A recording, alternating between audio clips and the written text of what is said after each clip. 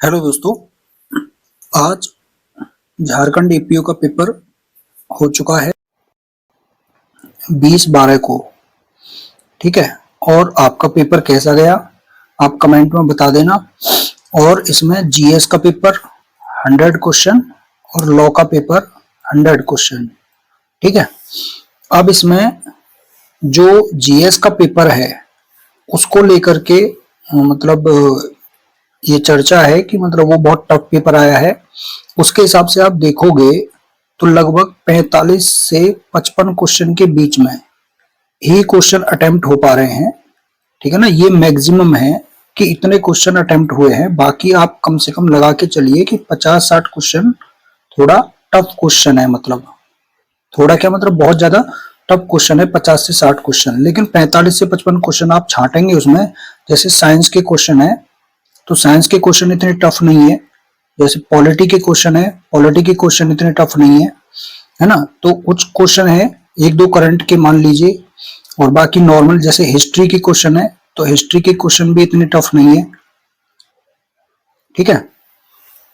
तो इस तरह से करके आप उसमें 45 से 55 क्वेश्चन निकाल सकते हैं। अब बात आती है कि लॉ के जो पेपर है, लॉ का जो क्वेश्चन है मतलब लॉ के, उसमें अगर आप देखेंगे तो उसमें लगभग 15 से 20 क्वेश्चन ऐसे हैं जो टफ हैं, है ना, यानी जिनके बारे में आपको नहीं पता होगा, चाहे वो जजमेंट से रिलेटेड रहे हों या कुछ ऐसे प्रोविजन जहां पे हमारा ध्यान नहीं जाता है पढ़ते में, है ना। तो वो 15 से 20 क्वेश्चन ऐसे रहेंगे बस, जिन पे जो हमने या तो पढ़े नहीं है या फिर हमारा वहां पर ध्यान नहीं गया है। तो बाकी इसमें आप 75 से लेकर के 80 क्वेश्चन तक आप इसमें यहाँ पर कर सकते हो। ठीक है। तो इस हिसाब से आप देखोगे कि जो कट ऑफ अगर आप बना के चलोगे इसमें तो लगभग 135 क्वेश्चन के में 135 में आप +-2 करके आप रखिए कि इतनी कट ऑफ यहां पर जा सकती है। ठीक है। बाकी तो 5-5 नंबर, बाकी सभी अपना कम कर लेना फिर इसमें। और जनरल के लिए मतलब ये मान के चलिए कि 135 +-2 कट ऑफ इसकी रह सकती है।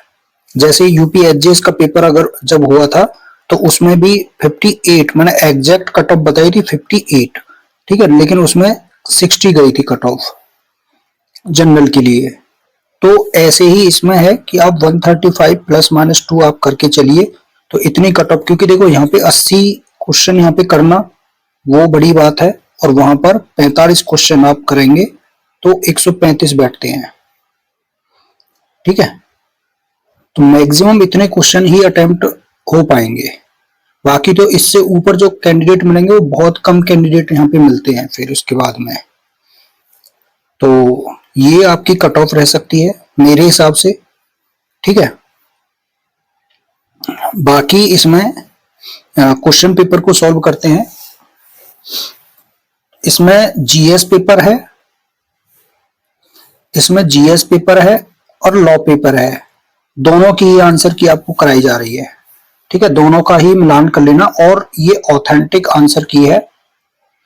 ठीक है। ऑथेंटिक आंसर की है और कम से कम 95 प्लस, मतलब 95% मानिए, 95% ये आपका सही ही रहेगा। ठीक है ना। आंसर की ऑथेंटिसिटी के लिहाज से ये 95% आंसर इसके सही मिलेंगे आपको, चाहे वो जीएस का पेपर हो चाहे वो लॉ का पेपर हो। और इससे पहले भी हमने जब उत्तराखंड की हमने आंसर की दी थी तो हमारे 192 आउट ऑफ 200 में से 192 के क्वेश्चंस के जो आंसर थे वो सही बैठे थे। ठीक है ना। ऐसे ही यूपी एचजेएस की जब हमने आंसर की दी थी तो उसमें भी हमारे लगभग मतलब ऐसे ही 95 प्लस में ही परसेंटेज में हमारे सही थे। ठीक है। तो ये है अब आपका आंसर की पे चलते हैं। अब पहले आप मिलाते रहना आंसर की को। ठीक है। और इसमें देखो ऐसे एक तो जीएस में एक क्वेश्चन, तो जीएस में और एक क्वेश्चन लॉ में। ये क्वेश्चन ऐसे हैं जो ऑब्जेक्शन में जा सकते हैं। ठीक है ना। देखते हैं कौन से ऐसे क्वेश्चन है। तो पहले हम मिलाते हैं। भारत में टमाटर का उत्पादन केंद्रित है, तो इसका आंसर है बी। ठीक है, तेजी के साथ में मिलाएंगे। उज्ज्वला योजना दूसरे का है बी। तीसरा है वर्तमान मूल्य पर प्रति व्यक्ति आय, ये सेट ए है। ठीक है ना, ये सेट है ए, तो उसके हिसाब से आप मिला लेना। यहाँ पे लिखा भी है, ये आप देखेंगे, सेट ए है यहां पर। ठीक है ना,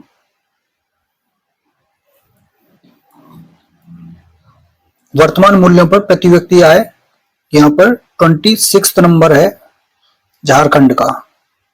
उसके बाद में झारखंड में तेजस्विनी योजना किस अंतरराष्ट्रीय संगठन के सहयोग से संचालित की जा रही है, तो इसका आंसर है वर्ल्ड बैंक। उसके बाद में नेक्स्ट है झारखंड आर्थिक सर्वेक्षण 2024-25 के अनुसार मार्च 2024 तक झारखंड में खनिज उत्पादन का कुल मूल्य कितना है, तो इसका आंसर है 75,358 करोड़। नेक्स्ट है वैश्विक भुखमरी सूचकांक 2025 में भारत का स्थान क्या है, तो 102। हाल ही में विश्वास योजना किसके द्वारा शुरू की गई है, तो ईपीएफओ के द्वारा। नेक्स्ट है ई श्रम पोर्टल का शुभारंभ किस लिए किया गया है, तो ये है एक राष्ट्रव्यापी डेटाबेस तैयार करके असंगठित श्रमिकों को औपचारिक रूप देना। नेक्स्ट है राष्ट्रीय हाइड्रोजन मिशन किससे जुड़ा हुआ है, तो हरित हाइड्रोजन उत्पादन के माध्यम से ऊर्जा रूपांतरण करना। बजट 2023-24 में घोषित पीएम प्रणाम योजना किस पर केंद्रित है, तो उर्वरकों और वैकल्पिक पोषक तत्वों का संतुलित उपयोग। नेक्स्ट है आयुष्मान आरोग्य मंदिर को डिजाइन किया गया है, तो सामुदायिक स्तर पर प्राथमिक स्वास्थ्य सेवा प्रदान करने के लिए। भारत के वस्त्र निर्यात में एक प्रमुख संरचनात्मक मुद्दा है, तो वो है सिंथेटिक फाइबर पर निर्भरता। ठीक है, कई जगह आंसर आपको ये लगेगा, लेकिन आंसर ये नहीं है। ये देखा था तो ऑथेंटिक आंसर हमको ये मिला है। ठीक है ना, कई जगह आंसर आपको हो सकता है कि ये मिल रहा हो, लेकिन सही ऑथेंटिक आंसर सिंथेटिक फाइबर पर निर्भरता जो है वो मिल रहा है। उसके बाद में नेक्स्ट है झारखंड आर्थिक सर्वेक्षण 2024-25 के अनुसार झारखंड राज्य के जीएसडीपी स्थिर मूल्य पर वित्तीय वर्ष 2025-26 में कितने परसेंट का वो हुआ है, तो 7.5% का। ठीक है, उसके बाद में नेक्स्ट है झारखंड में गरीबी वर्ष 2015-16 में 42.10% थी। अब जो घट करके 2019-20 में वो कितनी हो गई है, 28.21%। लाइफ पर्यावरण के लिए जीवन शैली पहल मुख्य रूप से किस पर केंद्रित है, तो वह टिकाऊ उपभोग की दिशा में व्यवहारिक परिवर्तनों को प्रोत्साहित करने को लेकर।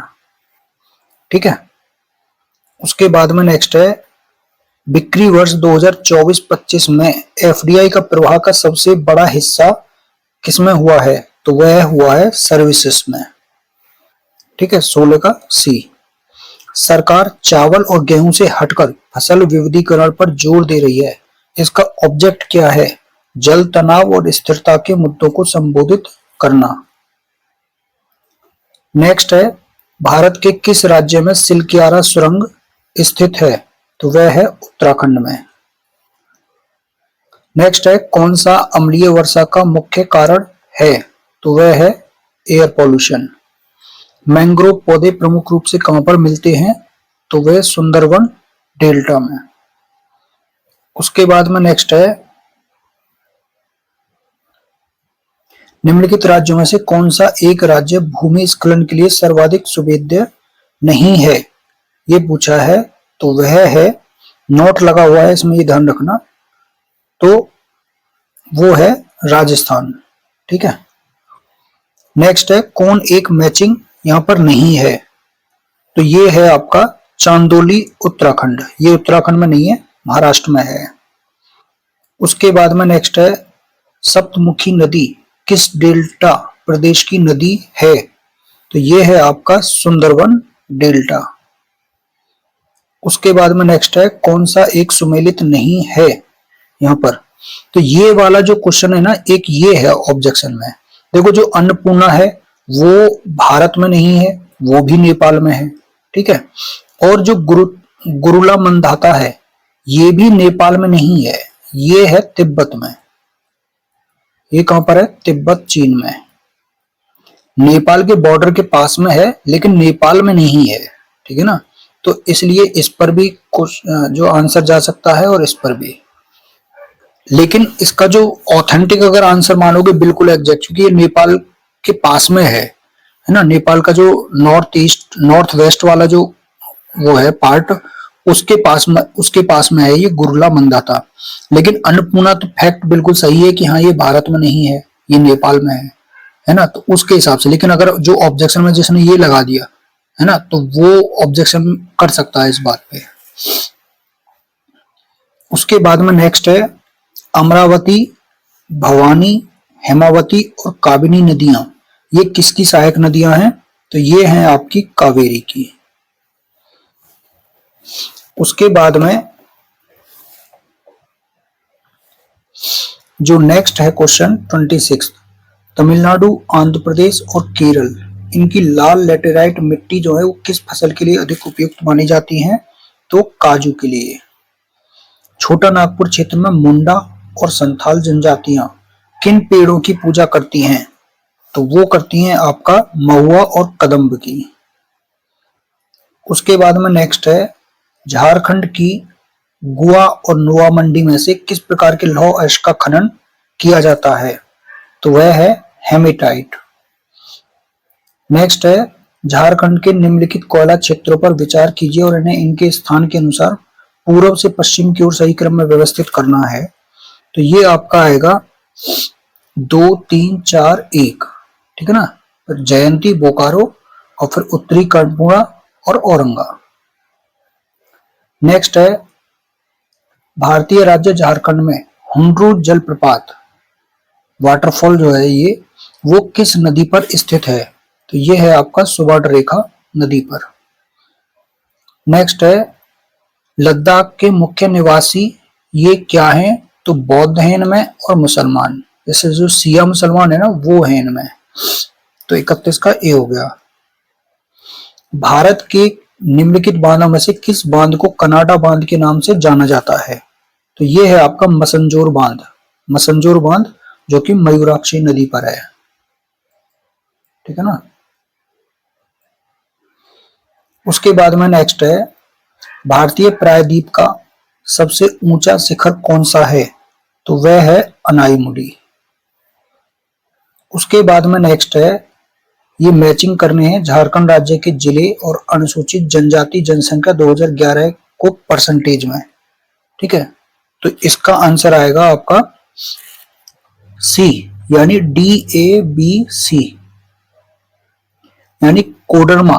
जो कोडरमा है उसमें सबसे कम है ST 0.96%, और जो खूंटी है वहां 73.8 है। तो ये एक्चुअली 70 से 80 के बीच में ऐसे परसेंटेज भी इसकी दी हुई है, एग्जैक्ट परसेंटेज यहाँ पर नहीं है, ठीक है ना। और सिमडेगा भी जो है वो लगभग 70 के आसपास ही है, 70 से 80 ही है, लेकिन इसकी कम है इससे, ठीक है ना। तो सिमडेगा यहाँ पे DAB हो जाएगा, और गुमला की लगभग 60 से 70 है, तो 70 के आसपास इसको दे रखा है ये, ठीक है ना।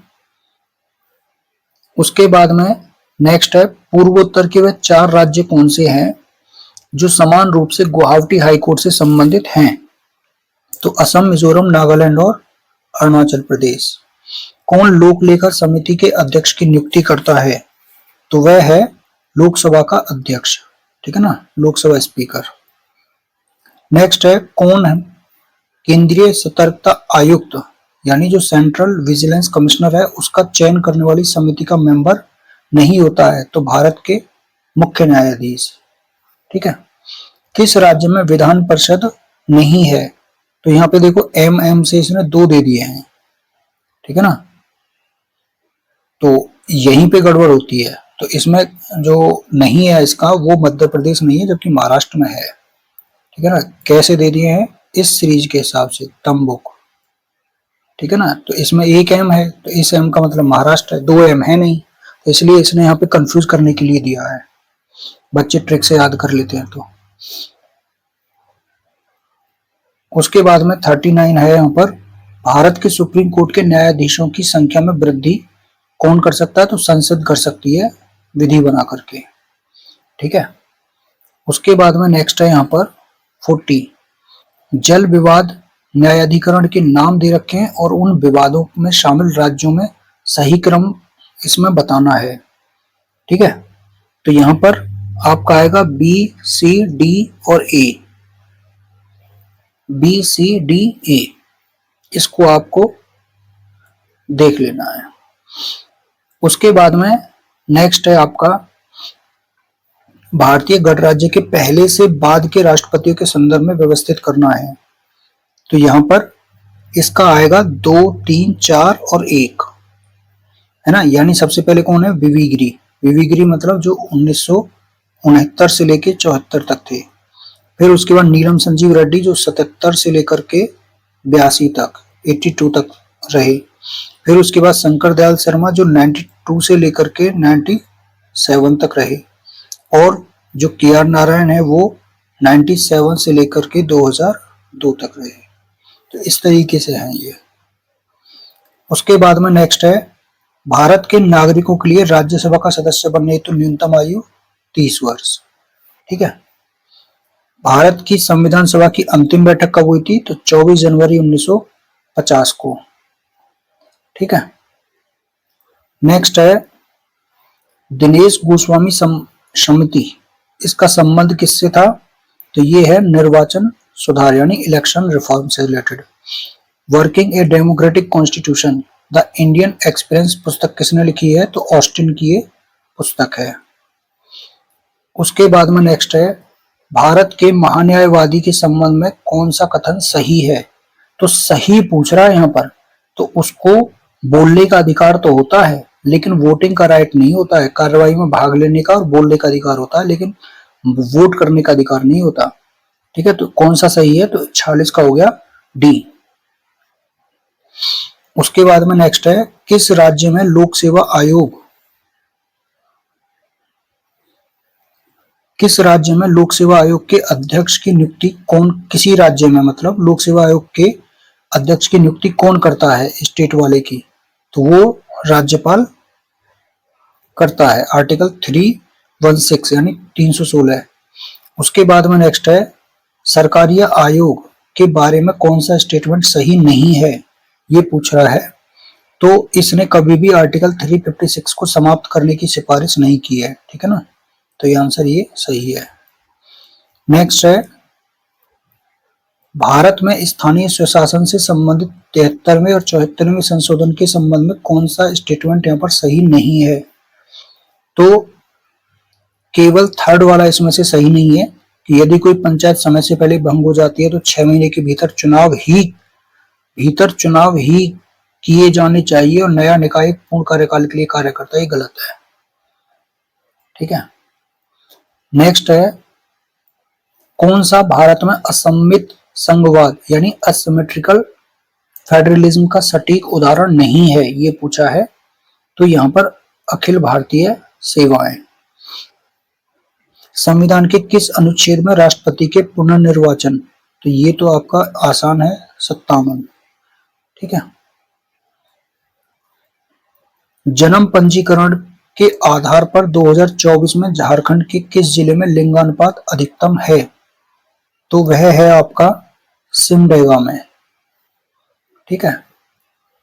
नेक्स्ट है झारखंड राज्य के लिए बजट अनुमान 2025-26 में कृषि यंत्र वितरण योजना के कार्यान्वयन के लिए वित्तीय वर्ष 2025-26 में कुल कितनी राशि आवंटित की गई है, तो यह है 140 करोड़।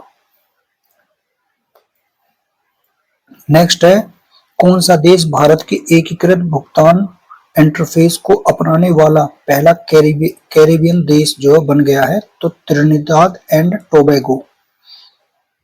अगस्त 2025 में भारतीय सेना ने किस राज्य में अभ्यास युद्ध कौशल 3 ये आयोजित किया है, तो ये है अरुणाचल प्रदेश। उसके बाद में नेक्स्ट है सितंबर 2024 में यूजीसी ने एक नया नियम पेश किया है जिसके तहत में भारतीय उच्च शिक्षा संस्थानों में अध्ययन करने वाले सभी विदेशी नागरिकों को शैक्षणिक वर्ष 2025-26 से किस पोर्टल पर पंजीकरण कराना अनिवार्य किया है। तो ये है भारत में अध्ययन, ठीक है ना। इसका सही आंसर ये है, कहीं पे आपको भारत में शिक्षा भी मिल सकता है, तो ये भारत में अध्ययन है इसका सही आंसर। उसके बाद में नेक्स्ट है, किस केंद्रीय मंत्रालय ने लंबी योजनाओं के दौरान ट्रक ड्राइवरों को सहयोग करने के लिए अपना घर पहल शुरू की है। तो वह है आपका पेट्रोलियम प्राकृतिक गैस मंत्रालय। उसके बाद में नेक्स्ट है, उन्मेषा अंतर्राष्ट्रीय साहित्य महोत्सव का तीसरा संस्करण 25 से 28 सितंबर 2025 तक किस शहर में आयोजित किया गया था। तो ये है आपका पटना बिहार में। ये 25 से 28 ये 25 से 28 सितंबर 2025 को पटना बिहार में आयोजित किया गया था, ठीक है। उसके बाद में नेक्स्ट है, किस देश ने सिंथेटिक मानव जीनोम परियोजना शुरू की है जिसका उद्देश्य मानव डीएनए का शून्य से निर्माण करना है। तो वह है यूनाइटेड किंगडम। उसके बाद में नेक्स्ट है, हिंदुस्तानी शास्त्रीय संगीत की सबसे प्रसिद्ध हस्तियों में से एक पंडित छन्नूलाल मिश्र, इनका अक्टूबर 2025 में निधन हो गया।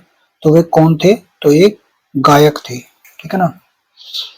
2025 में किस शहर के नगर निगम ने हाल ही में भारत के पहले समर्पित पशु जन्म नियंत्रण प्रशिक्षण केंद्र का उद्घाटन किया है। तो वह लखनऊ में,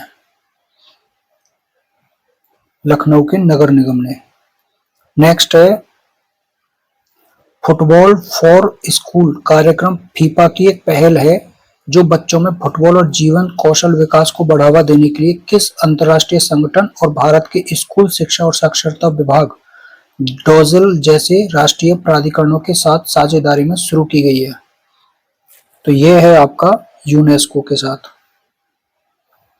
नेक्स्ट है, 17 सस्टेनेबल डेवलपमेंट जो गोल हैं उनमें से लक्ष्य सेकंड वो कौन सा है। तो वह है आपका शून्य भुखमरी, ठीक है।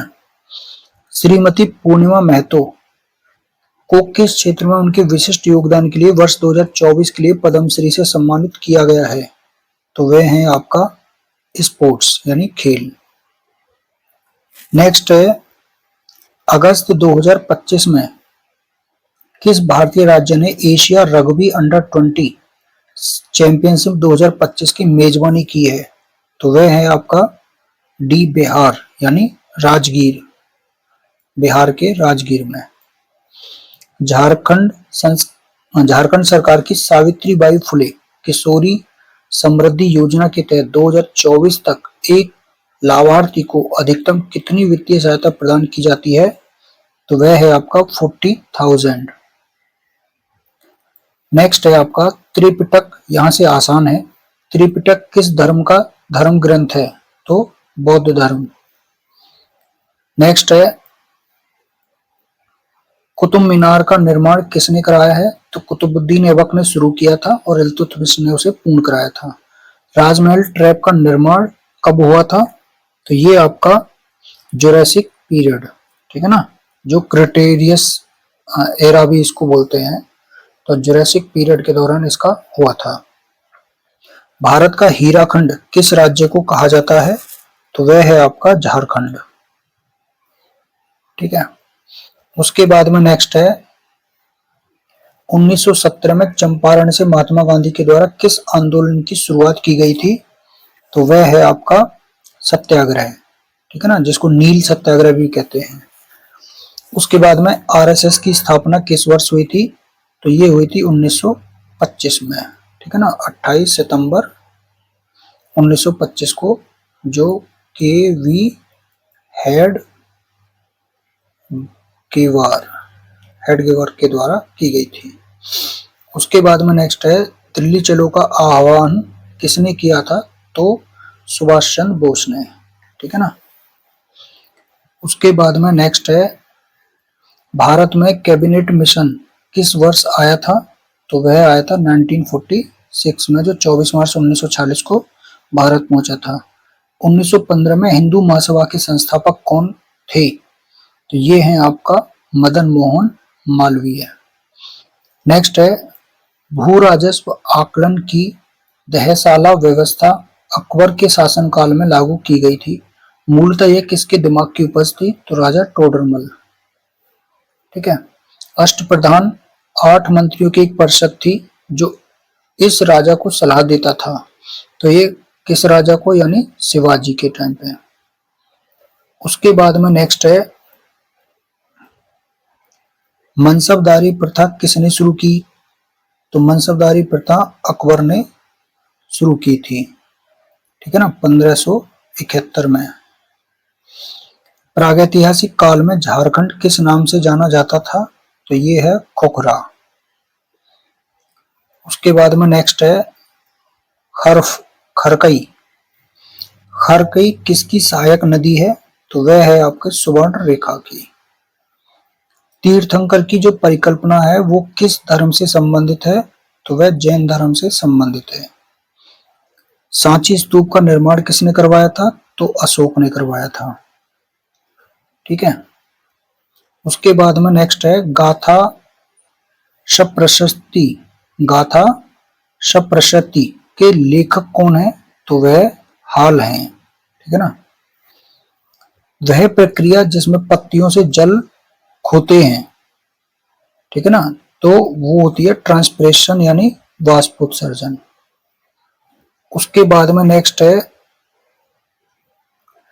कौन सी गैस नोबल गैस है? तो हीलियम, नियोन, आर्गन, क्रिप्टन, ये वाली नोबल गैस है। उसके बाद में नेक्स्ट है प्रोटीन संश्लेषण के लिए कौन सी कोशिकाएं उत्तरदायी होती हैं? तो वह राइबोसोम। ठीक है ना।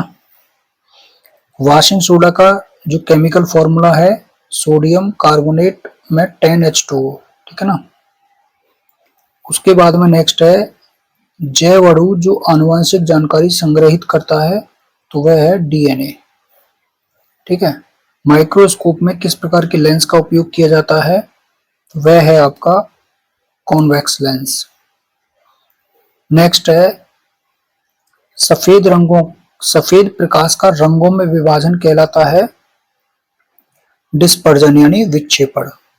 विद्युत धारा किससे मापी जाती है? तो एमीटर से। उसके बाद में नेक्स्ट है ऊर्जा की, एनर्जी की एसआई इकाई क्या है? तो वह है आपका जूल। स्टेनलेस स्टील आयरन का, क्रोमियम का और निकेल का मिश्र धातु है। ठीक है। उसके बाद में नेक्स्ट है कार्बन का जो एटॉमिक मास है वो कितना है? तो 6C12 ऐसे लिखते हैं ना, तो यहाँ जो 12 है। मानव रक्त का, ह्यूमन ब्लड का पीएच लगभग कितना होता है? तो बेसिक माना जाता है, क्षारीय। ठीक है ना, क्षारीय माना जाता है, तो 7 से ज्यादा ही रहता है। नेक्स्ट है पृथ्वी पर एक्सीलरेशन जो होता है ग्रेविटी के कारण, ठीक है ना, एक्सीलरेशन ड्यू टू ग्रेविटी यानी गुरुत्वजनित त्वरण कितना होता है? तो 9.8 मीटर पर सेकंड स्क्वायर। उसके बाद में नेक्स्ट है ध्वनि किस माध्यम में मतलब नहीं चल सकती है? तो वैक्यूम में यानी निर्वात में।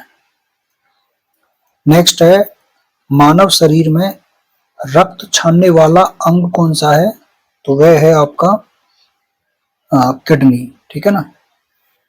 रक्त के लाल रंग के लिए कौन रेस्पॉन्सिबल होता है? तो हीमोग्लोबिन। कौन सी शुगर यानी शक्कर फ्रूट शुगर के नाम से जानी जाती है? तो फ्रक्टोज। ठीक है। तो इस तरीके से ये आपके 100 क्वेश्चन कंप्लीट होते हैं। अब उसके बाद में यहां पर नेक्स्ट है लॉ से रिलेटेड। और देखो इसमें ना लॉ में आपने क्या है कि अगर आपने 10 टेस्ट लगाए होंगे ना, तो 10 टेस्ट में से ही आपको बस जो कुछ केस लॉ आप समझ लीजिए, इसमें से 2-3 केस लॉ, वरना तो मोस्टली आपको क्वेश्चन और केस लॉ वो उसी टेस्ट में से ही आपको मिल गए होंगे। अब ये टेस्ट देने बताएंगे, मैंने अब ऐसे ढूंढा नहीं है कि कौन से टेस्ट में से कौन सा क्वेश्चन आया है, बाकी जिसने 10 टेस्ट दिए होंगे तो वो समझ रहा होगा कि हाँ ये टेस्ट से बाहर पेपर इसमें नहीं मिला होगा आपको, ठीक है ना।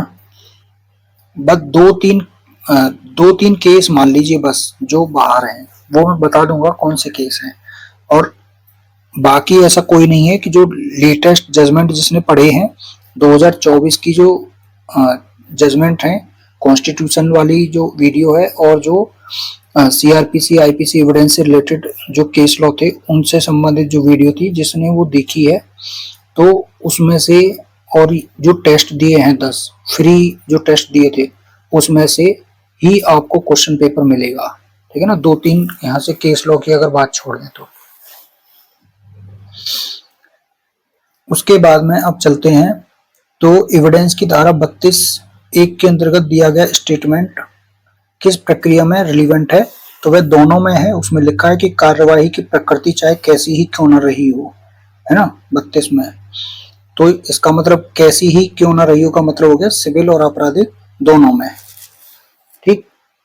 उसके बाद में नेक्स्ट है एविडेंस की धारा, कौन सी धारा है जो ये सिद्धांत बताती है कि कब्जा स्वामित्व का प्रथम दृष्टया साक्ष्य है, तो 110, ठीक है। उसके बाद में नेक्स्ट है किस एक पद को भारतीय साक्ष्य अधिनियम की धारा 3 में परिभाषित नहीं किया गया है, तो कन्फेशन को परिभाषित नहीं किया गया है, ठीक है ना। उसके बाद में नेक्स्ट है विधिक प्रक्रिया में से किसे तथ्य के अस्तित्व को सिद्ध करने का यानी साबित करने का भार दिया गया है, तो वह वादी को है, क्योंकि जो दावा करता है कि न्यायालय उसके तथ्य के अस्तित्व में विश्वास करे, ठीक है, तो ये वादी ही दावा जो है रखता है, तो इसलिए वादी पर ही ये साबित करने का भार होता है तथ्य के अस्तित्व को। उसके बाद में नेक्स्ट है ये मैचिंग आपको मिलानी है, ठीक है ना। तो यहाँ पे आप मिलाएंगे ये सब, यहाँ पर जो सही उत्तर का वो बताना है, तो ये सारे मिले हुए हैं, ठीक है ना, ये सारे मिले हुए हैं, तो इस तरीके से आपका 1 2 3 4 ये सही हो जाएगा। उसके बाद में नेक्स्ट है कौन एविडेंस के अंतर्गत में परिभाषित न्यायालय में समाहित नहीं है, तो कौन नहीं है, मध्यस्थ नहीं आता है। तथ्य के प्रमाण को साबित करने के लिए कितने गवाहों की आवश्यकता होती है, तो कोई संख्या आवश्यक नहीं है, ठीक है ना। अकेले साक्ष्य के आधार पर गवाही और दोष सिद्धि की जा सकती है। कौन सा मैचिंग नहीं है यहाँ पर ये बताना है, ठीक है। तो ये भी मैचिंग है और ये भी मैचिंग है, ठीक है, ये भी मैचिंग है, तो मैचिंग कौन सा नहीं है, सुसंगत तथ्य धारा 17, ठीक है ना। तो इसका आंसर हो गया सी। उसके बाद में नेक्स्ट है किस मामले में न्यायालय ने निर्धारित किया कि संस्वीकृति या तो पूर्ण स्वीकृति होगी या फिर पूर्ण अस्वीकृति होगी, तो ये आपका कहा गया था पलविंदर कौर बनाम पंजाब राज्य के केस में। निशिकांत झा वाले केस में तो बोल दिया था कि अलग अगर किया जा सकता है दोष साबित करने वाले भाग को निर्दोष साबित करने वाले भाग से, ठीक है ना, तो उसको अलग किया जा सकता है, तो वह स्वीकृति भी जो है मान्य होगी। इस तरीके से फंसाने वाले भाग को जो है निर्दोष साबित करने वाले भाग से। किस मामले में यह धारित था कि मृत्युकालिक कथन हस्ताक्षरों या संकेतों या इशारों के द्वारा दिया गया, तो वह भी सुसंगत है, तो फेमस केस है क्वीन इम्प्रेस वर्सेस अब्दुल्ला का केस, ठीक है। नेक्स्ट है कौन सी सेक्शन है जो ये बताती है कि साक्ष्य के अनुचित ग्रहण या अग्रहण के आधार पर कोई नया विचारण नहीं होगा, तो अंतिम सेक्शन है एक्ट की, उसी में बताया गया है। यदि दो मृत्युकालिक कथनों में स्पष्ट विसंगति दिखती है तो ऐसे में अभियुक्त को दोषी सिद्ध करना असुरक्षित होगा। ये किस में मामले में कहा गया है, तो इस संजय बनाम महाराष्ट्र राज्य का केस है उसमें कहा गया है, ना कि कौशलराव बनाम बॉम्बे राज्य, इसमें नहीं कहा गया है, ठीक है। ये संजय बनाम महाराष्ट्र राज्य का केस है उसमें कहा गया है। उसके बाद में नेक्स्ट है किस मामले में कोर्ट ने कहा है कि साक्ष्य को इलेक्ट्रॉनिक रिकॉर्ड द्वारा प्रस्तुत किया जा सकता है, इसमें वीडियो कॉन्फ्रेंसिंग भी शामिल है, तो ये महाराष्ट्र राज्य वन एवं प्रफुल्ल बी देसाई का जो केस है इसमें है ये वीडियो कॉन्फ्रेंसिंग वाले साक्ष्य। ठीक है, उसके बाद में नेक्स्ट है अभिलेखों को साबित करने संबंधी किन विशेष उपबंधों को आईटी एक्ट 2000 के द्वारा एविडेंस में जोड़ा गया, तो 65A और 65B। ठीक है, ये सब टेस्ट में आपको मिले हैं, ये केस नहीं मिला है टेस्ट में आपको। ठीक है, और ये केस भी नहीं मिला है टेस्ट में, बाकी ये सब क्वेश्चन आपको टेस्ट में मिले हैं सब। कौन सी धाराएं निश्चय साक्ष्य से संबंध रखती हैं, तो 41, 112, 113। नेक्स्ट है किस मामले में न्यायालय ने कहा कि यदि चिकित्सीय साक्ष्य तथा देखे जाने वाले साक्ष्य में परिवर्तन है तो देखे जाने वाले साक्ष्य को प्रथमतः वरीयता दी जानी चाहिए। तो ये पलानी बनाम तमिलनाडु राज्य का वाद है। ठीक है ना, उसके बाद में नेक्स्ट है मैचिंग से रिलेटेड है वृत्तिक सूचनाएं। ठीक है ना, इसको आप मिला देना, 1 2 3 4 सारे हैं। वृत्तिक संसूचना 126, शासकीय 124, मृत्युकालिक कथन 32, एक स्मृति ताजा करना 159। उसके बाद में नेक्स्ट है यदि एक व्यक्ति जो बोलने में असमर्थ है अपना साक्ष्य खुले न्यायालय में लिख कर देता है तो उसका साक्ष्य मौखिक साक्ष्य माना जाता है 119 के अनुसार एविडेंस की सेक्शन। नेक्स्ट है कोई प्रश्न जो उत्तर को सुझाता है जिसे पूछने वाला व्यक्ति पाना चाहता है या पाने की आशा करता है तो वह कौन सा क्वेश्चन, लीडिंग क्वेश्चन। ठीक है, ये दोबारा से पेज आ गया है। उसके बाद में नेक्स्ट है किस सेक्शन में यह प्रतिपादित किया गया है कि कुछ परिस्थितियों में स्वीकृति करने वाले व्यक्ति के द्वारा या उसकी ओर से साबित की जा सकती है, तो 21 का क्लॉज 2 यहाँ पर बताता है। उसके बाद में नेक्स्ट है यहाँ पर कौन सी सेक्शन एक जज को वाद के पक्षकार या गवाह से सुसंगत या असंगत प्रश्न पूछने के लिए अधिकृत करती है, तो सेक्शन 165। ठीक है ना, उसके बाद में नेक्स्ट है क्या ए ने अमुक दिन कौशाम्बी में अपराध किया, यह फैक्ट कि ए उस दिन दिल्ली में था, तो ये 11 में रूल ऑफ एलिबी से संबंधित हो गया। ठीक है ना, उसके बाद में नेक्स्ट है धारा 379 आईपीसी, तो इसमें दंड का प्रावधान किया गया है ना कि परिभाषा का। ठीक है, उसके बाद में नेक्स्ट है किस एक मामले में सुप्रीम कोर्ट ने अवधारित किया कि खोजी कुत्ते की सहायता से तथ्य को खोजना वैज्ञानिक साक्ष्य है, तो ये अब्दुल रज्जाक का फेमस केस है। ठीक है, टेस्ट में आपको मिला हुआ है। उसके बाद में नेक्स्ट है और उसके बाद में देखो अगर इसमें भी नहीं ना, अगर किसी ने एविडेंस की, इंडियन एविडेंस एक्ट की और आईपीसी की, इन दो की रिवीजन क्लास थी और उस रिवीजन क्लास को अगर देखा होगा तो वहां से भी एक भी केस आपका, फिर तो वहां से केस भी आपको ज्यादातर कवर हो गए होंगे। ठीक है ना, नेक्स्ट है किस सेक्शन में ज्ञान को, नॉलेज को दर्शित करने वाले तथ्य को सुसंगत घोषित किया गया है, तो वह है आपका 14 में। ठीक है ना, उसमें जो किंग रेग है शुरू में, उसी में के का मतलब नॉलेज है। किस मूल अधिकारों में उच्चतम न्यायालय सुप्रीम कोर्ट द्वारा मद्रास राज्य व चंपाकम दोहराई राजन के वाद में दिए गए निर्णय के परिणाम स्वरूप संशोधन किया गया था, तो वह है आपका 15। ठीक है ना, 15(1) जो जोड़ा गया था, मतलब 15(4) जो वहां पे जोड़ा गया था वो। ठीक है, नेक्स्ट है भारतीय संविधान एक परिसंघ के साथ इसमें सशक्त केंद्रीकरण की प्रवृत्ति रखता है, तो आइवर जेनिंग्स का ये स्टेटमेंट है। ठीक है ना, कौन सा आर्टिकल है जो संविधान के संशोधन से संबंधित है, तो आर्टिकल 368। एक ही आर्टिकल से रिलेटेड ना कई आर्टिकल हो या सेक्शन हो, ऐसे कई क्वेश्चन है जो एक ही सेक्शन से या एक ही आर्टिकल से पूछ लिए गए हैं। यहाँ पे आपको मैचिंग है ये बताना है। ठीक है, तो इसका आंसर हो जाएगा आपका 3 1 2 4।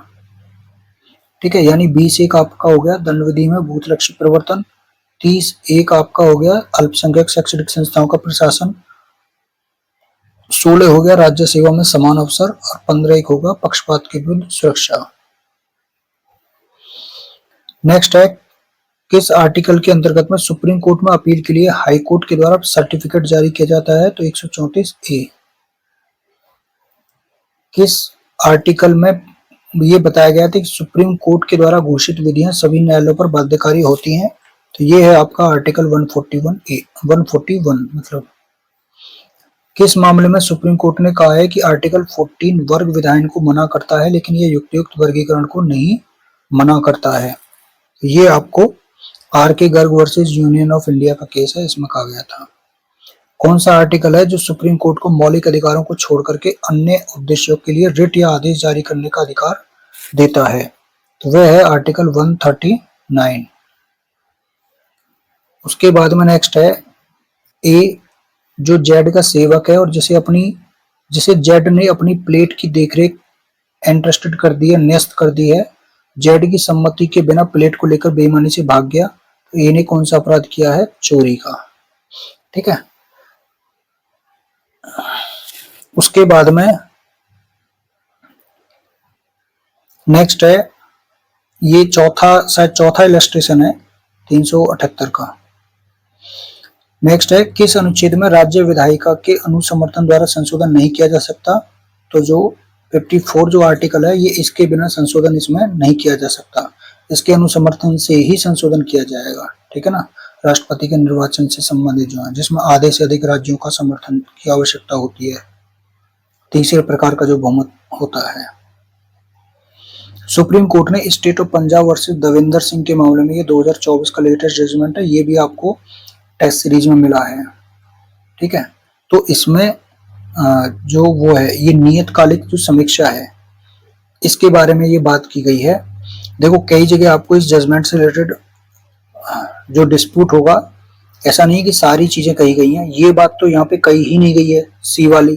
जब सी वाली बात यहाँ पर नहीं कही गई है, ठीक है, तो इसका मतलब तो डी हो नहीं सकता, जब सी और डी नहीं हो सकते। अब बच्चे ये दोनों, तो इनमें से जो ये वाली लाइन है यहाँ पर, अन्य क्रमिक विकास की प्रक्रिया नीति के पुनर्स्थापन में करना, ये वाली लाइन यहाँ पर नहीं है, मिली है, लेकिन ये वाली लाइन एग्जैक्ट मिल गई है यहाँ पर पीरियोडिक रिव्यू की। ठीक है ना, कई जगह यहाँ पे मिली है, तो इसलिए ये वाला ऑप्शन यहाँ पर ज्यादा सटीक बन रहा है। उसके बाद में नेक्स्ट है, सरकारी नौकरियों में प्रमोशन में SC/ST के लिए रिजर्वेशन को सुरक्षित किया गया है। तो ये है आपका 77th जो अमेंडमेंट है उसमें, यानी जो 16(4)A की बात करता है, प्रमोशन में रिजर्वेशन।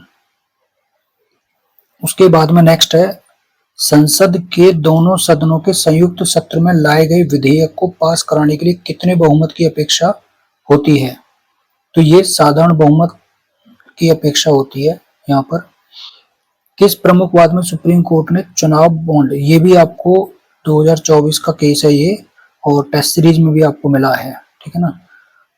इलेक्टोरल बॉन्ड योजना जो है उसको असंवैधानिक घोषित किया है, तो ADR का केस है ये, यूनियन ऑफ इंडिया। ठीक है। उसके बाद में नेक्स्ट है, कौन सूचना के अधिकार के संबंध में सुप्रीम कोर्ट द्वारा अनुच्छेद 19(1)A के निर्वचन को अच्छी तरह से वर्णन करता है? तो ये है आपका, ये सभी नागरिकों के सूचना के अधिकार को सुरक्षा देता है। ठीक है ना। जैसे 15, 16, 19, 29 और 30 ये भारत के नागरिकों को प्राप्त हैं। ठीक है ना। लेकिन इसमें ये कहा गया था 19 में, ये उससे आया कि जो सूचना का अधिकार है ना, ये सभी नागरिकों को मिला हुआ है। ये जजमेंट है 2-3, उसमें ये बातें कही गई हैं। कौन सा संवैधानिक अनुच्छेद अनुसूचित जाति के उप विभाजन का केंद्रीय विमर्श में है? तो ये आर्टिकल 341 है। इसमें राष्ट्रपति जो है वो अनुसूचित जाति जो है उनको जो सूची में शामिल करना होता है, उनको राष्ट्रपति करते हैं। तो अब कौन उसमें जो है शामिल किया जाएगा, कौन नहीं किया जाएगा, तो वहीं से वो उठाते हैं क्रीमी लेयर को लेकर के, भाई इनको SC में शामिल करना है, इनको नहीं करना है। तो ये जो विभाजन जो किया जाता है कि किन किन को लेना है, किन को नहीं लेना है, इससे रिलेटेड ये डिस्प्यूट यहाँ पर जो है बनता है। ठीक है ना। नेक्स्ट है, आर्टिकल 74(2) संविधान के आधार पर निम्नलिखित में से कौन सा वक्तव्य जो कि मंत्री के द्वारा भारत के राष्ट्रपति को दी गई सलाह के संदर्भ में है, तो कौन सा दुरुस्त है? तो इसको किसी न्यायालय में, ठीक है ना, यहाँ पर बात है कि इस सलाह के बारे में किसी न्यायालय में प्रश्न नहीं कर सकते। नेक्स्ट है, किस मामले में सुप्रीम कोर्ट ने अवधारित किया है कि शिक्षा का अधिकार आर्थिक, सामाजिक और सांस्कृतिक पृष्ठभूमि पर बिना किसी विभेद के गुणवत्तापरक शिक्षा तक विस्तारित होना चाहिए? तो ये है मोहिनी जैन बनाम कर्नाटक राज्य का केस है 1992 का, ठीक है।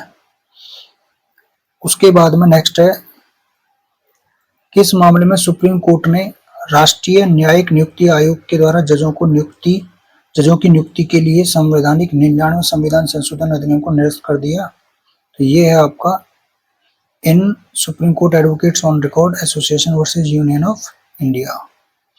नेक्स्ट है, किस मामले में सुप्रीम कोर्ट ने कहा है कि पंथ निरपेक्षता, देखो यहीं से ही निकल के आ जाता है कि पंथ निरपेक्षता संविधान का आधारभूत ढांचा है ना, जो कही गई थी SR Bommai versus Union of India के केस में, तो वहीं से निकल के आया है ये पूरा सेंटेंस। उसके बाद में नेक्स्ट है, किस मामले में सुप्रीम कोर्ट ने वर्तमान अनुसूचित जाति उपवर्गीकरण को पलट दिया था? तो वर्तमान में जो उपवर्गीकरण किया गया है पंजाब राज्य वर्सेस देवेंद्र वाले मामले में किया गया है, लेकिन इसको पलट दिया था सुप्रीम कोर्ट ने पहले, तो वो ईवी चिन्नैया बनाम आंध्र प्रदेश राज्य है। ये कंफ्यूज किया है इस क्वेश्चन ने यहाँ पर, ठीक है। ये ऐसे लग रहा है पलट दिया था, ठीक है ना, वर्तमान स्थिति को पहले, तो ये उल्टा लेके गया है, जबकि क्वेश्चन होना चाहिए पीछे की तरफ से आगे की तरफ को, ठीक है ना, लेटेस्ट की तरफ को जाना चाहिए इन्हें। अगर ये पहले से आ रहे हैं इधर से, तो ऐसे आना चाहिए था कि किसको पलट दिया है। अब ये कह रहे हैं बाद में किसको पलट दिया था, ठीक है ना, यहाँ पे भी डिड लगी हुई है, ऐसा नहीं कि इंग्लिश में ही मतलब सही है, तो इसलिए पहले वाली बात की जा रही है, ईवी चिन्नैया बनाम आंध्र प्रदेश राज्य। उसके बाद में नेक्स्ट है 47 का है आपका, ये सारे मिले हुए हैं। रणधीर सिंह का केस, समान कार्य के लिए समान वेतन, रूपा शो खुर्रा का curative petition, Henry Kerala education bill, सामंजस्य अर्थान्वयन का सिद्धांत है, हार्मोनियस कंस्ट्रक्शन का, और एसआर बोमई वर्सेस भारत संघ राष्ट्रपति की घोषणा का न्यायिक पुनर्वलोकन। तो 1 2 3 4। उसके बाद में नेक्स्ट है, किस मामले में सुप्रीम कोर्ट ने कहा था कि सिविल जज बार कोटा में जिला जज के पद पर सीधे चयन के लिए योग्य नहीं है? तो ये भी जो लेटेस्ट केस आपने पढ़ा होगा, ठीक है ना, तो उसी से रिलेटेड पहला वाला जो जजमेंट है वो पलट दिया है, धीरज मोद वर्सेस दिल्ली हाई कोर्ट का, ठीक है ना, इस जजमेंट को पलट दिया गया था, तो ये पहला वाला जजमेंट इसमें पूछ लिया है। 103वां संविधान संशोधन अधिनियम 2019 के द्वारा कौन सा खंड भारत के संविधान के आर्टिकल 16 में जोड़ा गया? तो 16(6) है, ठीक है ना, 15(6) और 16(6) दोनों ही हैं, ठीक है ना, ऐसे करके। उसके बाद में नेक्स्ट है, भारत में सुप्रीम कोर्ट के क्षेत्राधिकार को विस्तारित करने का अधिकार किसको है? तो वह पार्लियामेंट को, ठीक है ना, आर्टिकल 138 में। नेक्स्ट है, कौन प्रत्येक जिले में मजिस्ट्रेटों के न्यायालय में अभियोजन का संचालन करने के लिए एक या अधिक सहायक लोक अभियोजक नियुक्त करेंगे? तो स्टेट गवर्नमेंट, ठीक है। यहाँ पे आप देखोगे ना, सेंट्रल गवर्नमेंट भी करती है, लेकिन प्रत्येक जिले में नहीं करती है। एग्जैक्ट लाइन लिखी हुई है फर्स्ट क्लॉज में, प्रत्येक जिले में मजिस्ट्रेटों के न्यायालय में अभियोजन का संचालन करने के लिए एक या अधिक सहायक लोक अभियोजक। लेकिन जब आप 1A देखेंगे तो वहाँ पे सेंट्रल गवर्नमेंट है और वो प्रत्येक जिले में नहीं करती है। दूसरा, विशेष वर्ग के मामले जो होते हैं उनमें करती है, ठीक है। तो इसलिए यहाँ पे जो सही आंसर बैठेगा वो स्टेट गवर्नमेंट आएगा। नेक्स्ट है, किस सेक्शन के अंतर्गत में दोष सिद्धि पर प्रशांति कायम रखने के लिए प्रतिभूति? पहली ही सेक्शन है चैप्टर की, तो 106। उसके बाद में नेक्स्ट है, किस सेक्शन में शब्द पुलिस रिपोर्ट? तो पुलिस रिपोर्ट है, आर से रिपोर्ट है, R2R में ही ये दिया हुआ है, ठीक है ना। उसके बाद में नेक्स्ट है, कौन सी धारा न्यायाधीशों के अभियोजन का उपबंध करती है? तो 197 फेमस सेक्शन है। उसके बाद में नेक्स्ट है, सत्र न्यायालयों के द्वारा मृत्यु दंडादेश के आदेश के निष्पादन की पूर्व हाईकोर्ट की पुष्टि।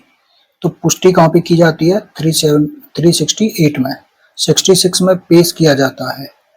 69 में अगर एक मत नहीं होते हैं तब प्रक्रिया होती है, ठीक है ना। 369 में सिग्नेचर वगैरह है कि सिग्नेचर वगैरह हस्ताक्षर वगैरह किए जाएंगे इस तरीके से। फिर ये 71 में वहां पे भेज दी जाती है पुष्टि करने के बाद में। किस एक मामले में सुप्रीम कोर्ट ने कहा कि कोई सूचना दूरभाष के माध्यम से दी जाती है यदि वह संज्ञेय अपराध को दर्शाती है तो वह भी प्रथम सूचना रिपोर्ट का सृजन करती है। तो ये आपने मतलब क्या कहते हैं लीडिंग जजमेंट है ये, सोमाभाई बनाम गुजरात राज्य। 2 केस है इसमें, एक तपिंदर सिंह का है और एक सोमाभाई। तपिंदर है ना वो है, और सोमाभाई।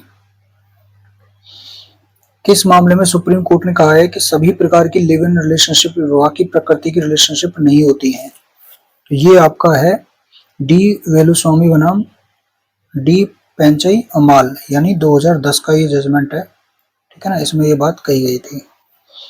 उसके बाद में नेक्स्ट है, कौन सी सेक्शन है जो आवश्यक अवरोध न करने से संबंधित है? तो 49 सेक्शन है, ठीक है। किस मामले में सुप्रीम कोर्ट ने कहा है कि न्यायालय ऐसे समनीय अपराध के तर्क को जिनका की एक सामाजिक प्रभाव है अस्वीकार कर सकता है, भले ही ऐसे मामले सीआरपीसी की धारा 320 के अंतर्गत में समनीय यानी कंपाउंडेबल हों? तो ये कहा गया है आपका भाग्यान दास बनाम उत्तराखंड राज्य, ठीक है ना, 2019 सुप्रीम कोर्ट। उसके बाद में नेक्स्ट है, ये मैचिंग करने हैं आपको, बहुत टिपिकल मतलब क्वेश्चन है यहाँ से। ये यहाँ से क्या मतलब ये वाला क्वेश्चन, तो इसका आंसर है 3, 2, 1, 4, इसको आपको मिलाना है, ठीक है ना। उसके बाद में नेक्स्ट है धारा 468 में एक ऐसे अपराध जो कि 1 साल तक के कारावास से दंडनीय है, तो उनका संज्ञान कब नहीं लेगा? 1 साल के बाद में, ठीक है ना। उसके बाद में नेक्स्ट है, कौन सी सेक्शन है जो रेस जुडिकेटा के सिद्धांत पर कार्य, इसमें प्राचार्य लिख रखा है, ठीक है ना, टाइपिंग मिस्टेक है, 300 जो सेक्शन है। नेक्स्ट है, किस एक धारा में निःशुल्क विधिक सहायता का उपबंध है? 304 राज्य जो है यहां पर व्यवस्था करेगा, ठीक है ना। उसके बाद में नेक्स्ट है,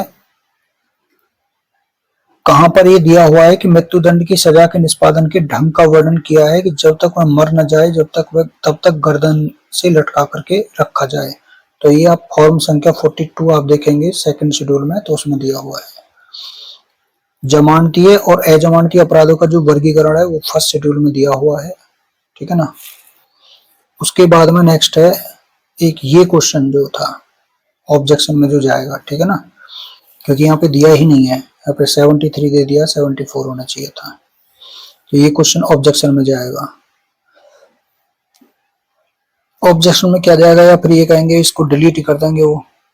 लॉ कमीशन की कौन सी रिपोर्ट है? तो ये 41वीं 41 रिपोर्ट है 1898। इसी के रिपोर्ट के आधार पर जो है 1973 वाला जो सीआरपीसी है वो लागू हुई थी, ठीक है ना।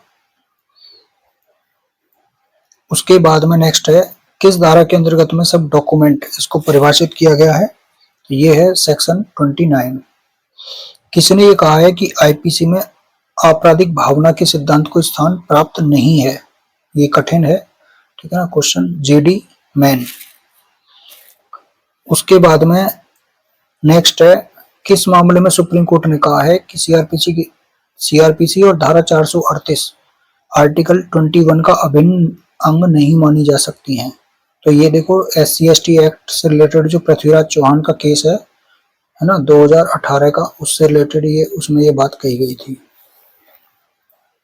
वहां पे जो सेक्शन 18 और 18A हैं जो एंटीसिपेटरी बेल से रिलेटेड है, ठीक है ना। यहाँ पे तो ये बाद में जोड़ दी थी सुप्रीम कोर्ट के जजमेंट के बाद में, पृथ्वीराज चौहान के बाद में। नेक्स्ट है, किस धारा में ये कहा गया है कि कोई न्यायाधीश या मजिस्ट्रेट ऐसे मामले का जिसमें स्वयं हितबद्ध है विचारण नहीं करेगा? तो ये है आपका 79 9। नेक्स्ट है, किस एक मामले में सुप्रीम कोर्ट ने कहा है कि एफआईआर का पंजीयन और अभियुक्त व्यक्ति की गिरफ्तारी दोनों अलग अलग चीजें हैं। यह कहना सही नहीं है कि मात्र एफआईआर का पंजीयन ही अभियुक्त को गिरफ्तार कर सकता है। ये आपका जोगिंदर बनाम उत्तर प्रदेश राज्य का जो केस है उसी में ये बात कही गई थी। ठीक है। नेक्स्ट है, 2 वर्ष से अधिक अवधि के कारावास से दंडनीय अपराध, तो ये आपका सिंपल है, वारंट मामले। ठीक है। धारा 45 के अंतर्गत में गिरफ्तारी से सुरक्षा किसको प्रदान की गई है, तो सशस्त्र बल के जो सदस्य हैं उनको। नेक्स्ट है, किस धारा में गिरफ्तार किए गए व्यक्ति को गिरफ्तारी के आधार और जमानत के अधिकार की इत्तला दी जाती है, तो ये आपका धारा 50। कौन सा अपराध की एक धारा राज्य सरकार द्वारा विशेष कार्यपालक मजिस्ट्रेट, तो 21 में आपका विशेष कार्यपालक मजिस्ट्रेट है। नेक्स्ट है, मैचिंग से रिलेटेड है, कॉग्निजेंस लिया जाता है 190 में, दोषी होने के विवेचन पर यहाँ पे सेशन ट्रायल में वो किया जाता है। दोषित आरोप की अंतर्वस्तु 11 में है और हाई कोर्ट का रेफरेंस 395 में है। ठीक है ना, तो 2134 2134 आपका ए वाला प्रोविजन। उसके बाद में नेक्स्ट है, किस एक मामले में सुप्रीम कोर्ट ने कहा कि सिविल न्यायालय में अतिरिक्त सत्र न्यायालय की शक्तियां नहीं की जा सकती, जबकि वह सीआरपीसी की धारा 9 के अंतर्गत में अतिरिक्त सत्र न्यायालय के तौर पर नियुक्त नहीं किया गया हो, तो ये भी कठिन है। ठीक है ना, इसका भी प्रेमनाथ वर्सेस राजस्थान राज्य का केस है 1967 का। उसके बाद में नेक्स्ट है, कौन सा न्यायालय अपराध सीआरपीसी की धारा 260 में उल्लिखित संक्षिप्त विचारण कर सकता है, तो सारे ही यहाँ पर कर सकते हैं। नेक्स्ट है, 407 के अंतर्गत में किसके पास में मामले और अपील इनको ट्रांसफर करने की पावर है, तो 406 से ये स्टार्ट है ट्रांसफर वाला, 6 में सुप्रीम कोर्ट, 7 में हाई कोर्ट। ठीक है ना, तो यहाँ पर हाई कोर्ट आ जाएगा। सीआरपीसी की कौन सी धारा है जिसमें आरोपों में परिवर्तन होने पर गवाहों को वापस बुलाने का प्रावधान है, 217। ठीक है। उसके बाद में नेक्स्ट है, कौन सा यहाँ पर मैचिंग नहीं है, तो पहला वाला यहाँ पर मैचिंग नहीं है, ये बाकी सभी मैचिंग है ये, तो इसका मतलब 2, 3 और 4 मैचिंग है।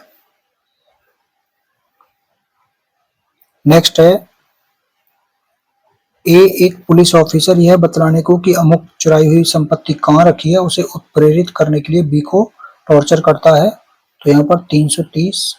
ठीक है ना, जेड को सहदोष हानिकारित करने के आशय से जेड की मूल्यवान प्रतिभूतियों को ए स्वेच्छा जला देता है, तो 425।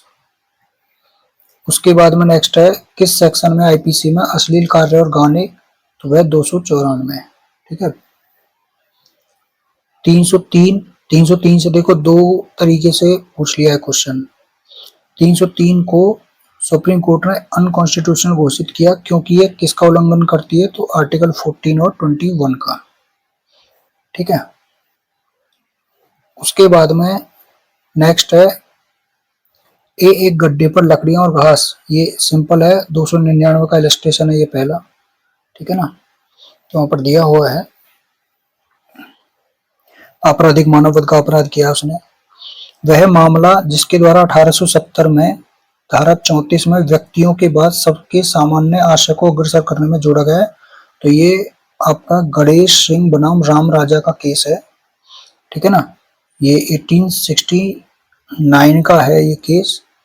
और एक इसमें जो कंफ्यूज किया गया ना, गोपीनाथ वाला जो केस है, ये यहाँ पे इससे रिलेटेड भी एक ऐसा ही केस है जैसे गोराचंद्र गोपी। अब ये नहीं पता कि ये यही केस है कि नहीं है। गोराचंद्र गोपी 1866 का केस है ये केस था, और एक गणेश सिंह बनाम राम राजा का केस है 1869 का। इनके केस के बाद में ही 1870 में 34 में ये शब्द यहाँ पर जोड़े गए थे। ठीक है, तो अब मेन जो है इसमें वो गणेश सिंह बनाम राम राजा है। उसके बाद में नेक्स्ट है गुड फेथ, यहाँ से तो आसान क्वेश्चन आ गए। अब 52 में यहाँ पर डिफाइन किया गया है। ठीक है ना, दृश्य रेतिका 354 सी है आपका वायरिज्म।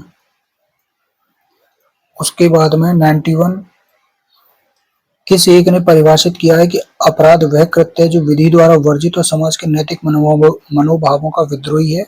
तो स्टीफन है। सिंपल है ये, देखो इसमें तो आपको के हैज, एसएमएस, एज, बीपीएल इसके तरीके से आपको याद है। और एसएमएस का मतलब है यहाँ पहला जो अक्षर है वो नाम का है, स्टीफन। और ये हो गए आपके मोरल सेंटिमेंट्स, ठीक है ना। तो मोरल सेंटिमेंट से आपको याद रहेगा कि स्टीफन की है ये। और यहाँ हेनरी से हो गया एंशियंट सोसाइटी वाला, केनी से हो गया किंग यानी राजा द्वारा क्षम्य है, ऑस्टिन के द्वारा सॉवरेन हो गया एज, और बीपीसीएल ब्लैक स्टोन का हो गया पब्लिक लॉ, सार्वजनिक विधि के उल्लंघन में। किस सेक्शन में आजीवन सिद्धदोष द्वारा हत्या के लिए दंड यहाँ पर दिया हुआ है? तो देखो 303 फिर दोबारा अलग तरीके से पूछ लिया।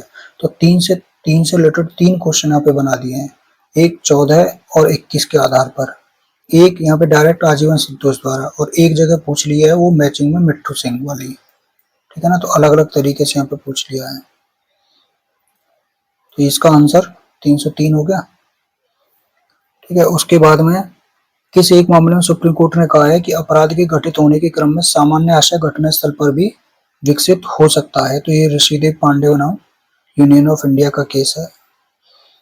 उसके बाद में आपराधिक अभित्रास जो क्रिमिनल इंटिमिडेशन है वो किस सेक्शन में है? तो सिंपल है, सेक्शन भी इसने कंफ्यूज करने वाली नहीं दी है, ठीक है ना। ए जेड की जेब में हाथ डाल करके जेब से चोरी करने का प्रयास करता है, जेब में कुछ नहीं है और असफल रहता है, तो यहाँ पर हो गया चोरी के अपराध करने का प्रयत्न, 511 वाला। उसके बाद में नेक्स्ट है कौन सी एक भारतीय दंड संहिता सूक्ति डी मिनिमिस नॉन क्यूरेट लेक्स पर आधारित है? तो ये 95 है, ठीक है। आपराधिक मानववध करने का प्रयत्न 308 हो जाता है, ठीक है। उसके बाद में नेक्स्ट है किस एक मामले में सुप्रीम कोर्ट ने निर्धारित किया कि उद्यापन के अपराध के लिए भय या धमकी अवश्य प्रयोग होनी चाहिए? तो ये है आपका आर.एस. नायक वर्सेस ए.आर. अंतुले, ठीक है ना, इस बात में कही गई थी। ए को एक मूल्यवान अंगूठी पड़ी मिलती है, वह नहीं जानता है कि किसकी है। ए उसके स्वामी को खोज निकालने का प्रयत्न किए बिना उसे तुरंत बेच देता है, तो संपत्ति का बेईमानी से दुर्विनियोग कर लेता है। नेक्स्ट है प्राइवेट दस्तावेज क्या होते हैं? तो आपने 74 में आपने पढ़ा होगा लोक दस्तावेज और प्राइवेट दस्तावेज, ठीक है ना। तो वह दस्तावेज जो लोक दस्तावेज नहीं है वो क्या है? सारे प्राइवेट दस्तावेज। तो इस तरीके से आपके 100 क्वेश्चन है उसके और 100 क्वेश्चन इसके, 200 क्वेश्चन आपको 1 घंटे में कवर करा के दे दिए हैं, ठीक है। और ऑथेंटिसिटी भी है इसमें क्वेश्चन आंसर की। बाकी आप कमेंट में बता देना कि आपको किस क्वेश्चन पर डाउट है, कौन सा क्वेश्चन ऑब्जेक्शन के लिए लग रहा है, ठीक है। और आपके कितने नंबर इसमें दोनों ही पेपर्स में आ रहे हैं, ठीक है। तो आज के लिए इतना ही। Thank you so much.